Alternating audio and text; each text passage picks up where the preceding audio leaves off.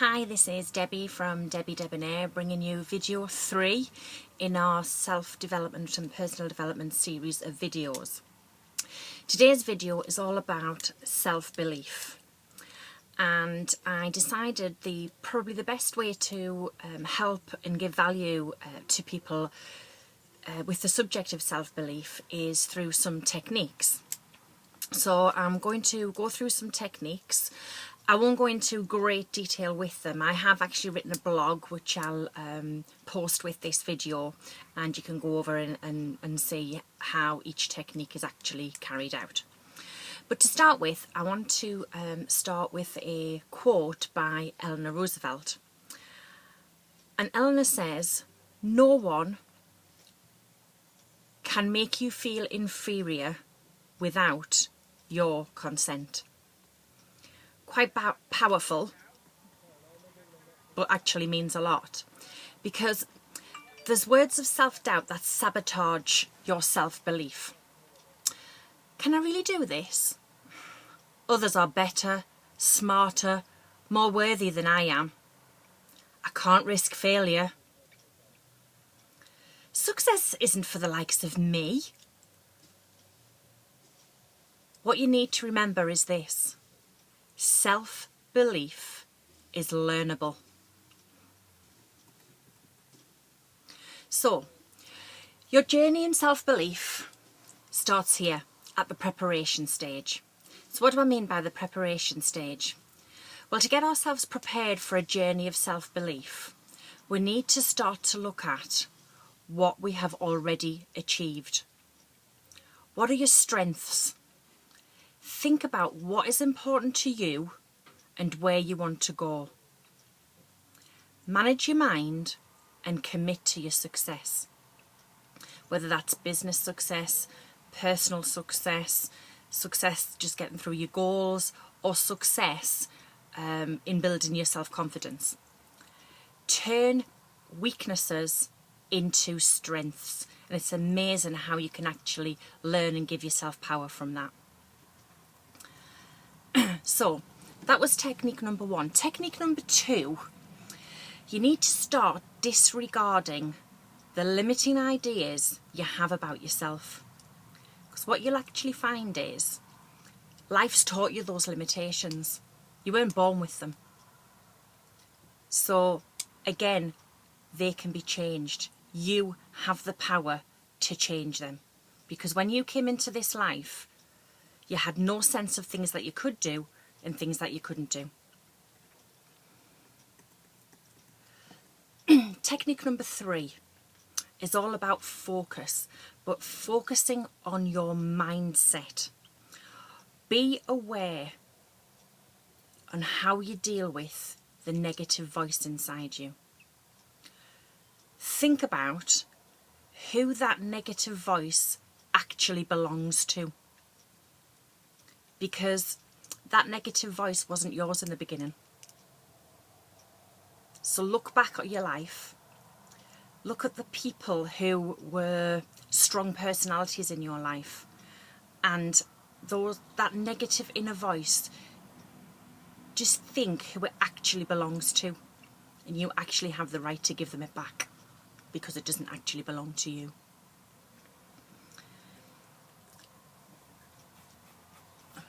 Technique number 4 is all about finding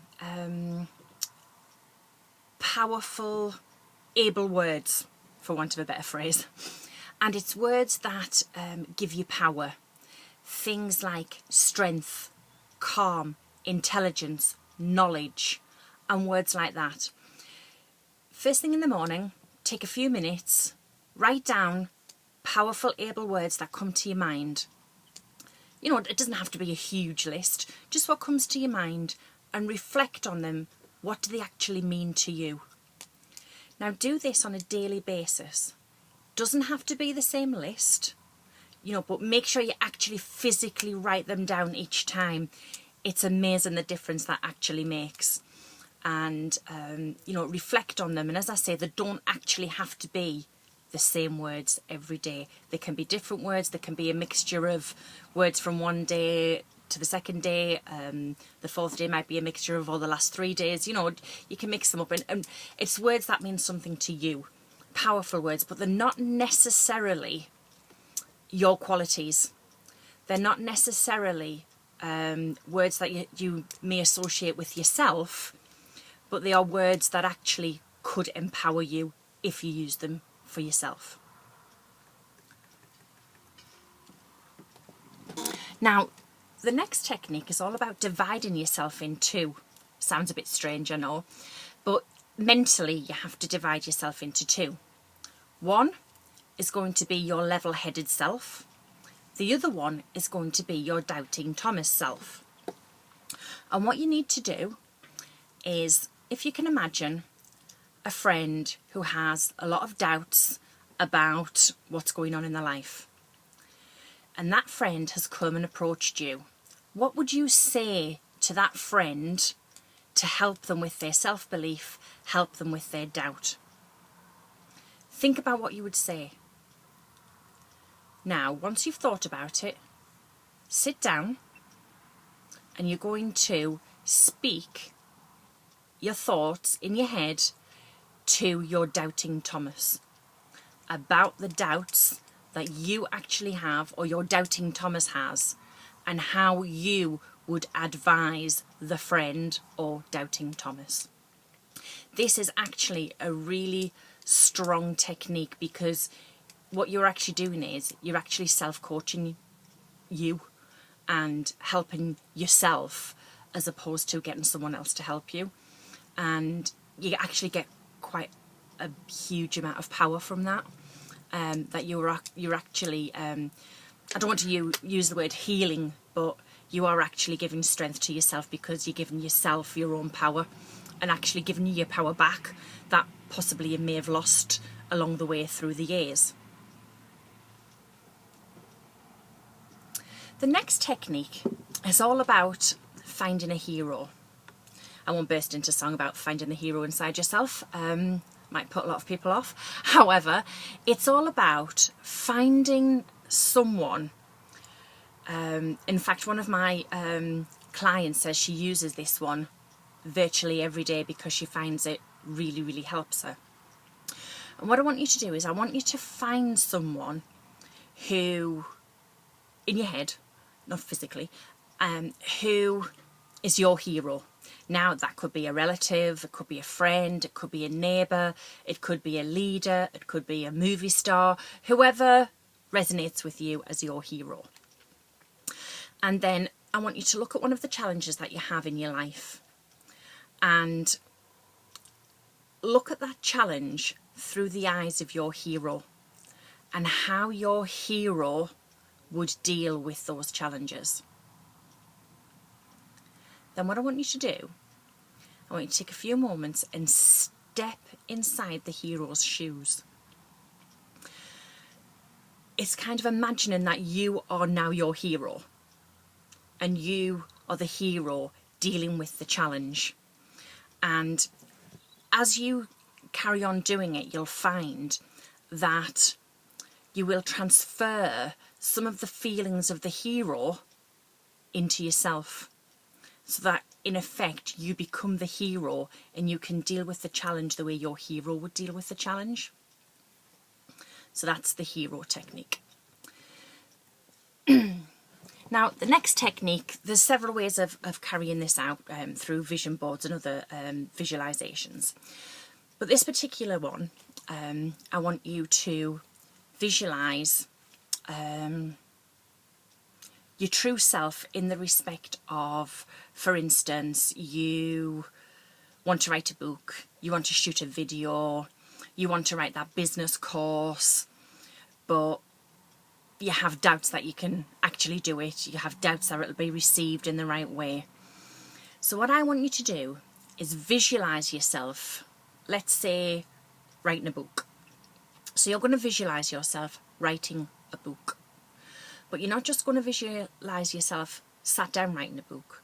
You're going to visualize yourself on a TV screen.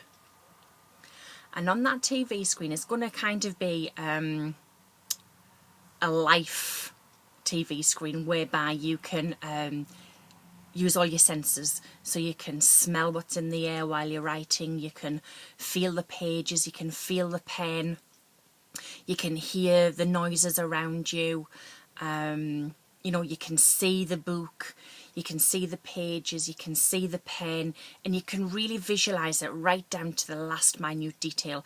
You can visualize the words that you're writing, and just, you know, put yourself into the self-belief that you are doing that one thing that you want to do, or you may have more than one thing, so you'll have to do it more than once.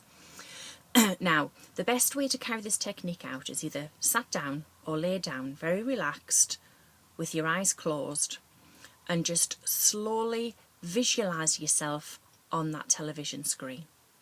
Once you're on the television screen, then all you need to do is visualize whatever it is that the doubt is, whatever it is that you want to do, the writing the book, the writing the business course, whatever it may be. Just start bringing it to life on that TV screen, and remember to use all your senses. The more senses you use, the more you bring it true to life, the more you bring it into your reality now. So that's a visualization technique to help on your journey through self-belief. Now the next one, which is actually the last one in this group, and I've put together a list in the blog of 3 pieces of literature which in the past have helped me, and I know have helped others as well. And one of them I'm actually going to read to you. It's only short, so I'm going to read it to you, and then I'll explain the other 2 for you as well. So just bear with me and I'll just find it. It's called Man in the Glass. Sorry, The Man in the Glass. So please excuse me because I'm going to have to read it off the screen. When you get what you want in your struggle for self, and the world makes you king for a day, just go to a mirror and look at yourself and see what the man has to say. For it isn't your father, your mother, your wife, whose judgment upon you must pass. The fellow whose verdict counts most in your life is the one staring back from the glass. Some people may think you are straight shooting chum and call you a wonderful guy, but the man in the glass says you're only a bum if you can't look him straight in the eye. But the man, he's the fellow to please, never mind all the rest, for he's with you clear upon the end. And if you have passed your most dangerous, difficult test, if the man in the glass is your friend, you may fool the whole world down your path of years and get pats on the back as you pass. But your final reward will be heartache and tears if you've cheated the man in the glass. Sorry I had to read it off the screen, but I couldn't remember it all. Again, you can read it on the blog, but it just kind of gives you the sense that if you look in the mirror every day, and you know, one of the things that I actually do every single day, I look in the mirror and I say, Debbie McIntosh, I love you. And another thing, and I repeat that 10 times, and another thing I say is, I accept myself unconditionally, even though part of me feels I don't deserve to be successful. It's the fact that I accept who I am. It's up to me and each and every one of you to change your lives. These techniques will give you the tools, the ability, the strength, the knowledge to be able to change your self-doubting beliefs so that you can boost your self-confidence. Now, I really appreciate you taking the time to listen to this video. I hope it has given you value. And the other 2 pieces of literature that's actually on the blog are If by Rudyard Kipling, and 10 Rules of Life, all about being human, by Dr. Sherry Scott. And I just want to kind of finish off with this little note, and then I shall post the video to Facebook and give you the blog URL so you can go and read the blog. So, self-belief also comes from knowing your weaknesses and being okay with them. We all have them, and it's okay to have them. Your self-belief gives you the freedom to make mistakes. Your self-belief gives you the coping mechanisms to deal with the setbacks. And that's the most important thing you need to remember, that they are only setbacks. They are not the end of the world. So thank you for listening. We'll do video number 4 tomorrow. Not quite sure yet what subject we're going to talk about, but if you'd like to comment on this video, any feedback, if you want any personal questions answered, please private message me on Facebook, and I will eventually get these videos onto YouTube. At the moment they're just going to be on Facebook until I can get myself organised. So have a fantastic day, and I hope this video has really brought you some value, and look forward to your comments. You can also comment on the blog as well as on Facebook. So thanks again, have a fantastic day, and I'll speak to you all again tomorrow. Bye for now.